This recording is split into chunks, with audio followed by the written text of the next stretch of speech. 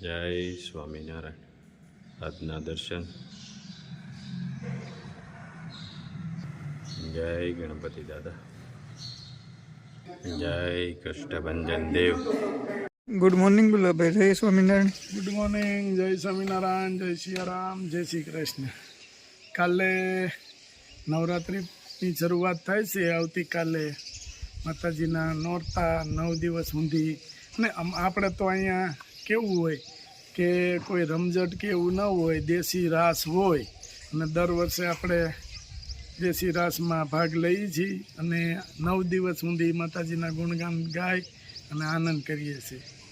અને આજનો પ્રોગ્રામ એવો છે કે એક બેને એવું કીધું છે કે મારા તરફથી ગાયનું ઘી કે ગરબી આપવાનું છે.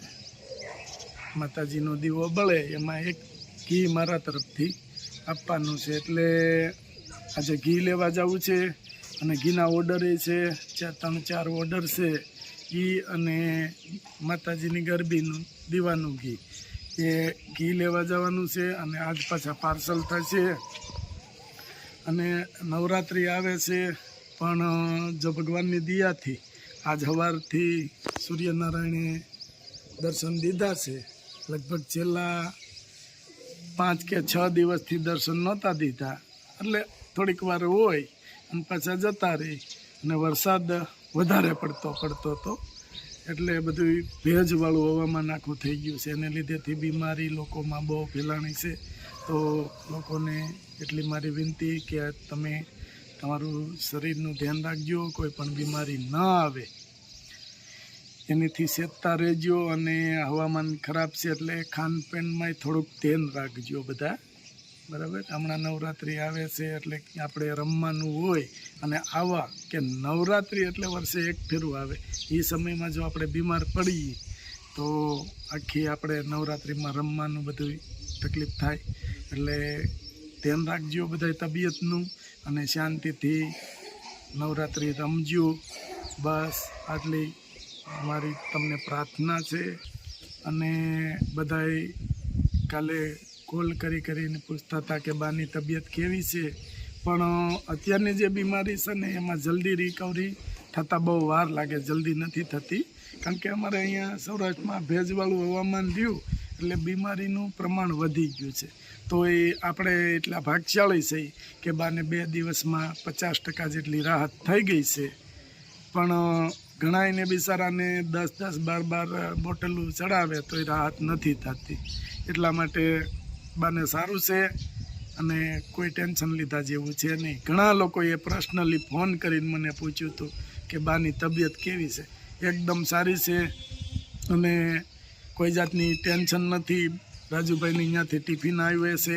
અને આજે અમારે કાકી એવા રંજન કાકીને લાભ આપવાનો છે કે બપોરે થોડીક રસોઈ બનાવવાની છે આપણે ઘરે. એટલે કાકીને ઘરે બનાવી જાહે અને બા ખાય અને દવા ટાઈમો ટાઈમ આપણે આપી દઈએ છીએ. એટલે કોઈ ટેન્શન નથી. બાને સારું છે, બરાબર. અને આપણે કે ખુશખબરી કીધી હતી એમાં ઘણા લોકોએ કમેન્ટ કરી છે કે કાકી આવવાના છે, કાર આવવાની છે. પણ એ તો નવરાત્રિમાં જ્યારે આવશે ત્યારે જ ખબર પડશે. અને આવશે એ 100% છે. જ્યારે આવશે ત્યારે બતાવશું કે આ વસ્તુ અમે લાયા છે. એમ ઘણા બહેનો રાજી થઈ ગયા કે ભગવાન પાસે પ્રાર્થના કરી છે કાકી આવી જાય એમ. તો જે હશે તે ત્યારે ખબર પડશે. અને રાજુભાઈની સગાઈ કરી છે એટલે રાજુભાઈના મેમ્બર આવવાના છે. પણ એને હજી 1 વર્ષની વાર છે. પણ જ્યારે લગ્નનું નક્કી કરતા હતા પણ સામેવાળાને થોડીક તકલીફ છે એટલે ઓણ તો નહીં થાય મેરેજ. આવતી સાલ મેરેજ કન્ફર્મ છે. આવતી સાલ આપણે બધાને રાજુભાઈના મેરેજમાં મારા તરફથી આમંત્રણ છે, પધારવાનું છે. જય સ્વામિનારાયણ. બાને રેડી થઈ ગયું છે. ધીમે ધીમે બધું કામ કરવા માંડ્યા. બા રેડી છે ને આજે? કમ્પ્લેટ ને? સરસ. લ્યો આજે એટલી કાલે લઈ ગયા હતા વાળા સાહેબ પાસે. સાહેબે એમ કીધું કે આટલી દવા પૂરી થાય ને ત્યાં કમ્પ્લેટ થઈ જાય. પણ શું છે હજી શરીરની અંદર નબળાઈ આવી ગઈ હોય ને એટલે રસોઈનું બંધ છે. કારણ કે રાજુભાઈની અહીંયાથી ટિફિન આવતું હતું. પછી રોજ તો રાજુભાઈની ન કહેવાય એટલે આજ રાજુભાઈ નથી લાવવાના, ઘેરે બનાવવાનું હતું. ત્યાં બાજુમાં અમારા કાકી કે કાંઈ ઘેરે નથી બનાવવું, હું અહીં બનાવી નાખું છું, 2 દી આરામ કરો બા 2 દી. એણે કીધું. બાને હજી ઉધરા આવે છે ને, કપ ખખડે છે થોડોક, એટલા માટે 2-4 દી આરામ કરે તો રેડી થઈ જાય. મમ્મી જય સ્વામિનારાયણ. જય સ્વામિનારાયણ. આજે પાત્રાનો પ્રોગ્રામ કર્યો ને, વરસાદ આવે છે એમાં. વરસાદ આવશે ને રાજુ લાવ્યો પાત્રા. હા, પાત્રા બનાવી દ્યો. વાતાવરણ ઠંડુ થઈ ગયું છે અત્યારે. હાલો પાત્રા બનાવી એમાં. જો બા અહીંયા નસું કાઢે છે પાત્રાની, અહીંયા ધોઈને તૈયાર કરી દીધા છે ને સૂકવી દીધા છે ખાટલીમાં, એટલે પાણી નીતરી જાય. જો નસું કાઢવી પડે ને. કાઢવી જ પડે ને, તો છે ને આમ નીડ્યા કરે પકોડા વળીને તો. હા, પછી મસાલો તૈયાર કરી દઈએ. હા, તું તૈયાર કરીને હું આ નવું કાઢું. સારું, ચાલો. ચકલીઓ ચાણું ખાવા માટે આવી ગઈ છે ચાલુ વરસાદમાં. વરસાદ પણ ચાલુ થઈ ગયો છે. આજે બહુ બફારા, બપોર પછી બફારો હતો, સવારમાં એટલો બફારો હતો, પાછો વરસાદ ચાલુ થયો છે અત્યારે.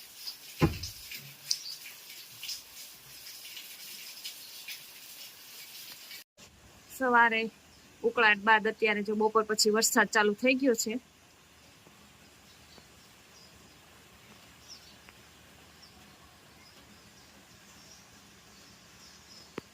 આકાશ પણ એક સરખું થઈ ગયું છે બધું.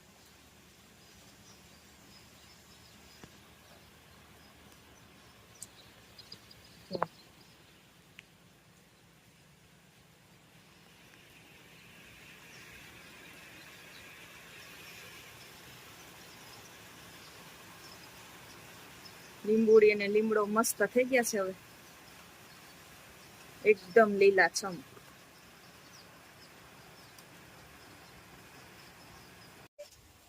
પાતરાનો મસાલો તૈયાર થાય છે. ચણાનો લોટ, ધાણા જીરું અને હળદર, આદુ મરચાની પેસ્ટ.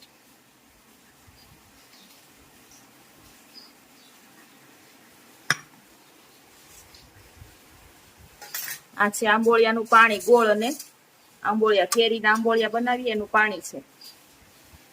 એટલે લીંબુ ન નાખવું પડે.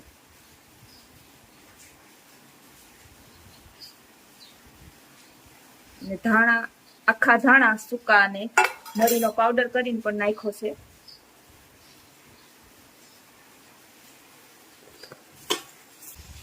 પાત્રાનો મસાલો તૈયાર થઈ ગયો છે.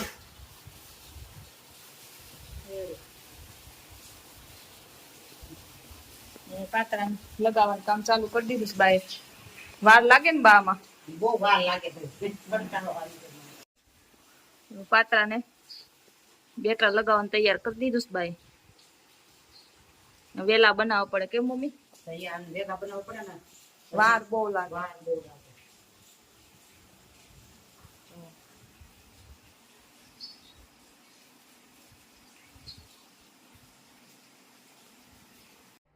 રોલ તૈયાર થઈ ગયા છે. હવે આપણે એને બાફા મૂકીશું.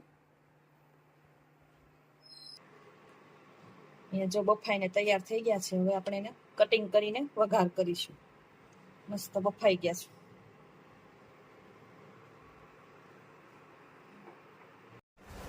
પાત્રા વઘારીને રેડી થઈ ગયા છે અને વરસાદી ચાલુ છે. ગરમા ગરમ પાત્રા. કેમ પ્રયાગ? પાત્રા કેમ ભાવે ને? હા, સુપર. હું વાત છે. બાએ બનાવ્યા છે, બાએ ને હતું એ. કેમ લાગે છે? સરસ બન્યા છે રાજુ. હે? પ્રયાગને તો ભૂખ લાગે બહુ, ટ્યુશનમાં થાવે ને હા હા, બધાને પેલા બેસી ગયો. સરસ. લ્યો, બધાય પાત્રા જમી લ્યો.